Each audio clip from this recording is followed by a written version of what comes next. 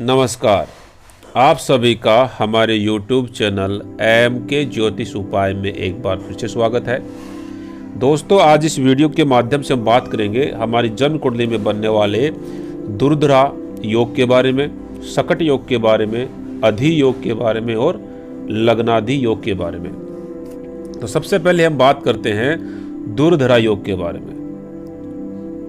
चंद्रमा से दूसरे और 12वें दोनों भावों में शुभ ग्रह हो या एक साइड में एक भाव में शुभ ग्रह हो, दूसरे में क्रूर ग्रह हो, तो इसे हम दुर्धरा योग बोलते हैं।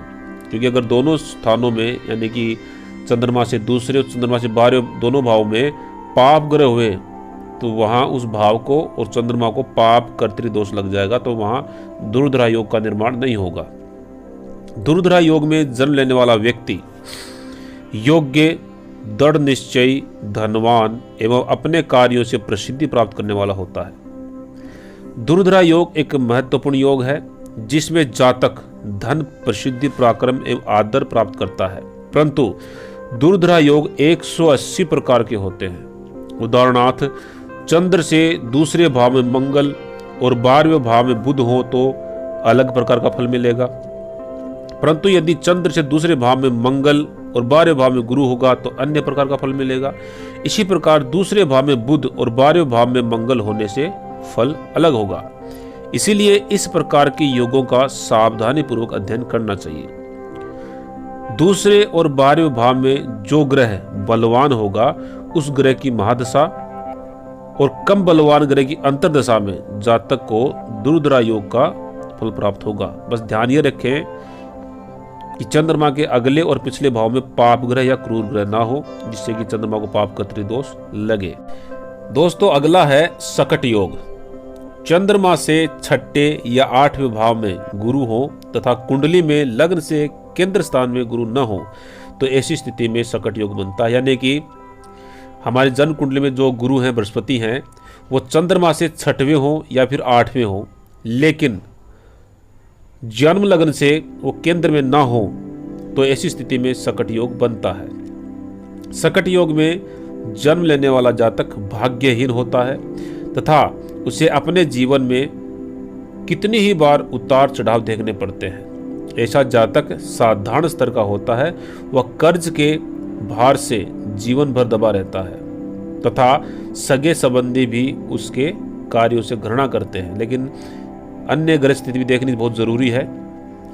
टिप्पणी: सकट योग के बारे में विद्वानों में मतभेद है। मान सागरी के मतानुसार जो है वो है कि जिसकी कुंडली में लग्न और सप्तम स्थान में सूर्य आदि सभी ग्रह स्थित हों तो सकट योग होता है।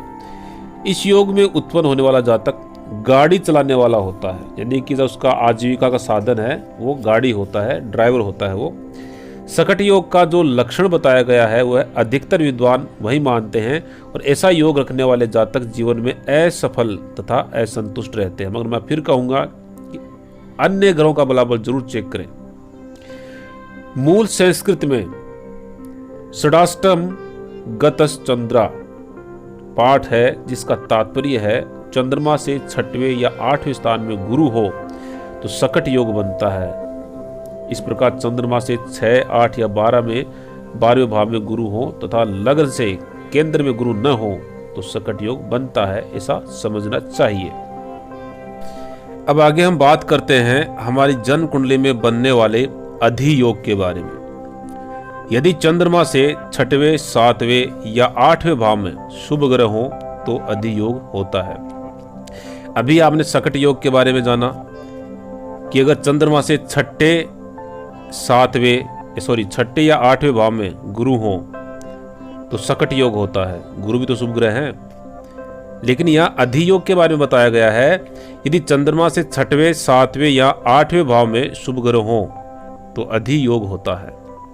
इस योग में जन्म लेने वाला जातक विनम्र, व्यवहार करने वाला तथा चतुर होता है। उसका जीवन आनंद से बीतता है एवं आमोद प्रमोद की सभी वस्तुओं से उपलब्ध होती हैं।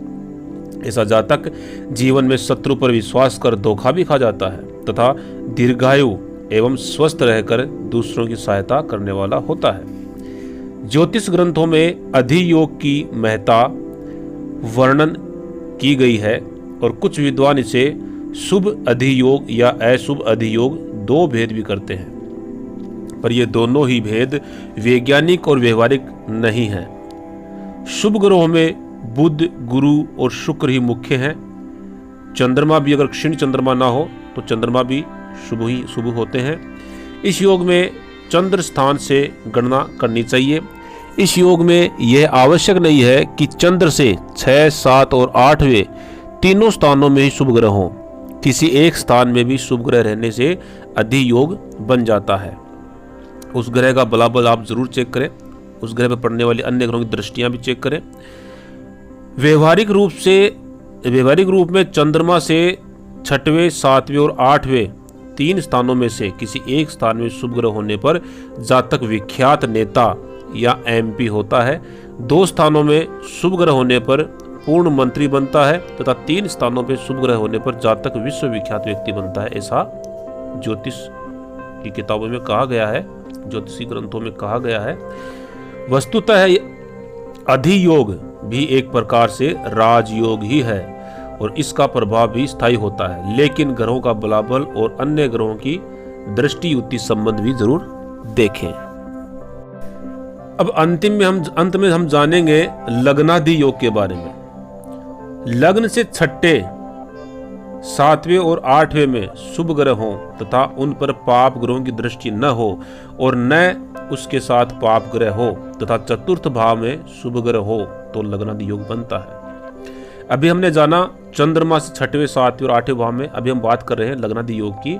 लग्न से 6ठे, 7वें और 8वें भाव में शुभ ग्रह हो तथा उन पर पाप ग्रहों की दृष्टि ना हो और ना ही उनकी पाप ग्रहों के साथ युति हो तथा चतुर्थ भाव में, लग्न से चतुर्थ भाव में भी शुभ ग्रह हो तो लग्नादि योग बनता है।